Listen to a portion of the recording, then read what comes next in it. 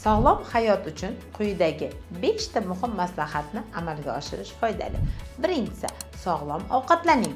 Ko'proq sabzavot, meva, tuz, donli mahsulotlardan, oqsilga boy bo'lgan oziq-ovqatlardan iste'mol qiling. Shakarni, tuzni va yog'li taomlarda me'yorida iste'mol qiling.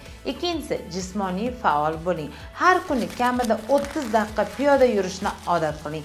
Yengil mashq qilishni yoki sport bilan shug'ullanishni organizmdagi eng yaxshi sog'lom saqlanishga yordam beradigan bo'lib hisoblang. Keyingisi, yetarlicha uxlang. Kattalar uchun odatda har kuni 7-9 soat sifatli uyqu tavsiya etiladi. Uyqu organizm tiklanishi uchun eng muhim vositadir.